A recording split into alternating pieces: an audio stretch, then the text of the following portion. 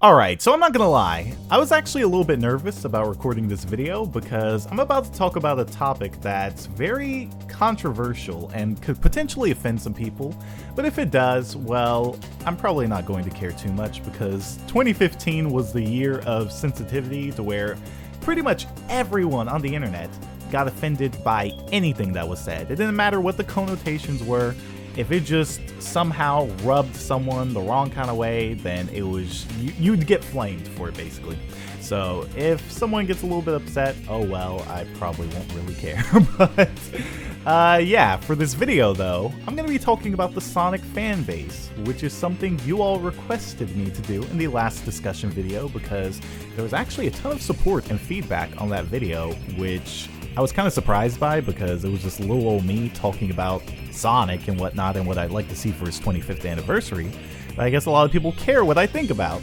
So it actually prompted me to make another discussion video. So if you would like to keep on seeing more of these, you know, make sure to drop that beautiful like. Helps out tremendously. Leave a comment down below with your feedback, your thoughts on this topic, and what I should cover for next week's, discussion video.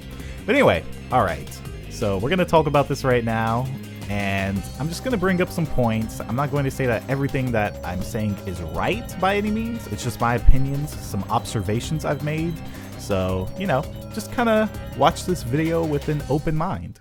Alright, so first off, has anyone else noticed how a majority of the fanbase's opinions will switch every few years? Like, at one point, a Sonic game will be either extremely loved or hated. But then all of a sudden, after a few years, people miraculously figure out all these problems with the good Sonic games, and then all of a sudden there are no problems at all with the bad Sonic games. And it's something that I've noticed over the past few years that I've been on the internet. So, you know, at one point, Sonic Heroes, when it came out, it was praised. You know, it was a good Sonic game. But then after a few years, people were like, oh, it's a terrible Sonic game. It's one of the worst Sonic games. It's part of the Sonic cycle and all that stuff. And now it's like people are actually starting to fall in love with Sonic Heroes again. Then you look at games like Sonic Unleashed, a game that was hated by so many people. But now people are saying that Sonic Unleashed is one of the best games ever made. And then you look at Sonic 06. Sonic 06, which is without a doubt a bad game. I'm not saying you can't like bad games or whatever, but it's a bad game. There are too many flaws, there are too many problems with that game that you cannot overlook. There's so many people on the internet that overlook those problems, it almost makes me believe that Sega cherry-picked a few Sonic fans and were like, hey, we're gonna give you free limited edition patches to completely iron out all the glitches in Sonic 06. That's what some fans almost lead me to believe. And it's like I said, there's nothing wrong with finding enjoyment out of bad Sonic games because, you know, I like a lot of bad Sonic games. I like Sonic R. You know, I think Unleashed definitely has its flaws. I like Sonic Chronicles. But we gotta be real about this and not just completely disregard all the problems. Let's not be Stevie Wonder about this and say Sonic 06 didn't have glitches. If we keep this mindset that games don't have flaws and we're just gonna keep thinking they're flawless. But at the same time, let's not be nitpickers about the series, which is what I'm talking about with how people all of a sudden think that good Sonic games are bad. Okay, so basically, we already know that with pretty much any franchise or series or whatever, change happens. Though, I'm not gonna lie, Sega actually does go to some pretty extreme changes when it comes to new gameplay styles. You know, it's kind of like me covering Sonic and Mario all the time on my channel and then bringing FNAF World and wondering, why does no one like this? Oh wait. But seriously, even though they do go to extremes and give us gameplay styles that are entirely different from the speed as a reward formula that we know and love, if you actually sit back and look at what they have given us, it's really not that bad. Case in point, the Werehog. It's basically like any beat 'em up. The mech stages and treasure hunting stages aren't bad in Sonic Adventure and Sonic Adventure 2, but they aren't as enjoyable and as unique as the main Sonic gameplay that's in the adventure titles. Just because it strays from the path that Sonic has been on doesn't mean that it's the worst thing to come to existence, but because we as fans want Sega to follow with every single thing that we want, we over-exaggerate our criticisms and then claim, you know, it's terrible or start acting childish over it, which is pretty off-putting. You know, every fan base does have these kinds of people, but there's a reason why people look at the Sonic fan base with disdain, because we do this to ourselves. Not to mention all the Rule 34 DeviantArt stuff, but does it make sense what I'm saying? Like, we act really, really entitled, and because of that, I believe that's why Sega has a really hard time figuring out what we want. That's why we keep getting so many different things, because at one point, a majority of the fan base will be complaining about how we get too much of the same. Then when they try to add new gameplay styles to kind of broaden their audience, then all of a sudden they're considered bad because it's not like how Sonic is, just speed is a reward, you know, just running and platforming. They'll add new gameplay styles. And while they're not terrible, like I said, though I wouldn't say they're, you know, revolutionary or anything like that, because it just doesn't stick to that Sonic formula, you know, reviewers and fans will just completely crap on it. And it's crazy to me because at one point, you know, a majority of the fan base was actually asking for 2D gameplay. Now, when I actually say a majority of the fan base, I mean a majority. I'm not saying that you had that same opinion or whatever. I know everyone has their own personal opinion, but obviously Sega has to listen to the majority in order to please as many people as possible, because if they tried to please every single person in the fan base, Jesus Christ, we'd be getting you know, a Sonic game that's like a fanfic or something, or we'd be getting Sonic 06 2 or Sonic Freeriders 3. I don't know. We'd be getting all kinds of stuff. So you kind of have to look at it like that, and that's what I'm actually talking about, a majority of the fan base. So at one point, a majority of the fan base wanted 2D to be brought back, and this was around the time of, you know, after Sonic 06 release. You know, we had gotten Sonic Heroes, Shadow the Hedgehog, and Sonic 06. And, you know, people were then trying to actually say Sonic Heroes was a bad game all of a sudden. So they were like, bring 2D back. Well, Sega obliged. They gave us 2D. And they did that in the form of Sonic Unleashed. But then at the same time, you know, because Sega wanted to broaden their audience, and, you know, people are always like, you know, Sega sticks to the same formula or whatever, they brought the Hedgehog, which, you know, I know people didn't dig at all, and I'm not saying that you have to enjoy it or anything like that. But, you know, people liked the 2D in Sonic Unleashed. So then they brought more in Sonic, Sonic Colors, and then Sonic Generations. But now all of a sudden, that 2D, that modern Sonic gameplay, we're seeing that too much. You know, we want something entirely different. Give us something different, Sega. So then Iizuka decides to give us a game like Lost World. And then people complain about that because it's not as fast as modern Sonic, even though his speed is comparable to what you play in the adventure games. And it's like, I feel like Sega has a hard time figuring out what we want because, well, I was gonna say we have a hard time, like a majority of us have a hard time figuring out what we want, but it's not that actually. It's, we know what we want, but if it's not exactly what we want, then we think it's a terrible game. We just completely trash on Sonic, and it's getting a little bit old.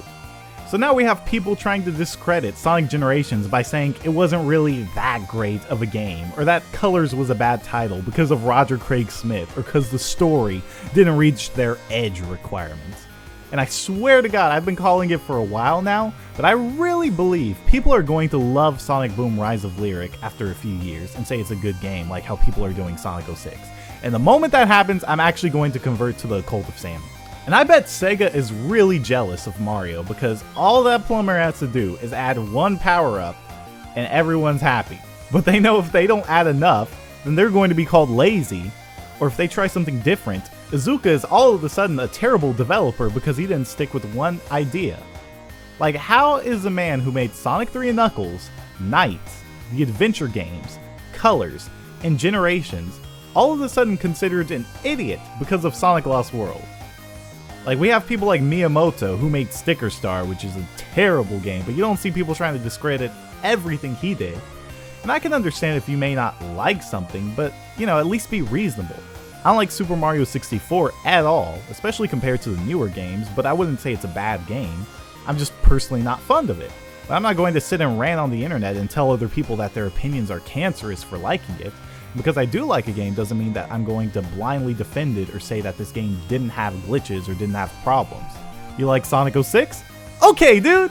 But don't be trying to say that people are stupid for hating the game because of the massive amounts of problems it has, and say that it's like the player's fault or lack of skill.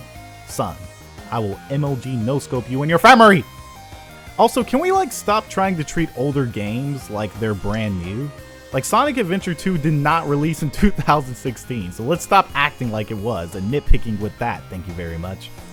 I feel like people are trying to be cool with the whole SA2 is a bad game, woohoo! Since that's the new trend because of one person's opinion on the internet, so everyone's like, oh wow, let me hop on the bandwagon too, since I can be cool too like everyone else.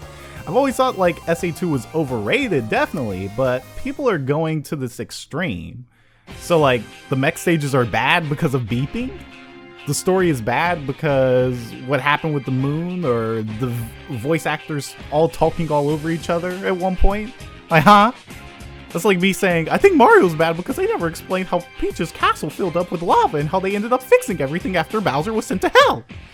Like, sure, Sonic was supposed to be a character that was cooler than Mario and have more depth, but I highly doubt he's going for an Oscar like DiCaprio, and I'm not going to let a story ruin a Sonic game for me. Well, actually, let me think about that for a second, because I just thought about Elise kissing Sonic. But it just seems like it's the cool thing to hate on Sonic nowadays, and because Sonic Boom has been roasted, beaten, and lynched somehow while it's still in its grave, people have to find the next target in the Sonic series to hate on. So why not go for something that everyone knows and loves and start some more controversy or get more publicity by basically trying to convince us, hey, Sonic was never good in the first place. Sonic Adventure 2 was always a bad game. Like, whenever I've criticized a game in the franchise, I try not to let the internet completely rule out my opinions because all these professional reviewers try to keep up with this Sonic is terrible trend, and the fans either cowgirl ride a game or say it's bad. So when I played Shadow the Hedgehog, when that came, well, not when it came out, but I played it on my YouTube channel, everyone expected me to say it was worse than Sonic 06 or the second worst Sonic game, but when I actually played it, the problem wasn't really with the gameplay, but more so the format of the progression and, you know, the replay value to actually unlock, you know, the last story. Having to play multiple stories and stages over again was tedious, and the mission-based stages were downright detestable. But everyone I heard complain about this game said it was because of the guns, which aren't even that bad. Like, they hardly ever slow down the game and work relatively well to where they didn't hamper my experience at all, and I have to give Sega credit for that. I'm not going to say that I want a sequel or that Sega should keep using guns, but from a gameplay standpoint, it was acceptable. The game is still very flawed, and I wouldn't say it's good by any means at all, or that I like it, but like I said, I feel our fanbase tends to exaggerate a lot over little things. That's why now we're hearing games that were considered good now being labeled as bad games. But anyways, that's just my little rant, I guess, on the fan base. Everyone's entitled to their own opinion, and I'm not trying to say anyone is wrong by any means, but I just hope we can find a good balance and admit when things are actually bad, when things are actually good, and give new ideas fair criticism. And at the same time, let's not be complete nitpickers like we're trying to just dissect a frog or whatever. Let's, you know, if something doesn't completely follow with what we want, okay, maybe Sega will do it next time. Let's not try and say a game is bad because, you know, the story wasn't up to my standards. You know, that way we won't be hearing a flawed or bad Sonic game is good after a few years, or a good game being considered bad after a few years.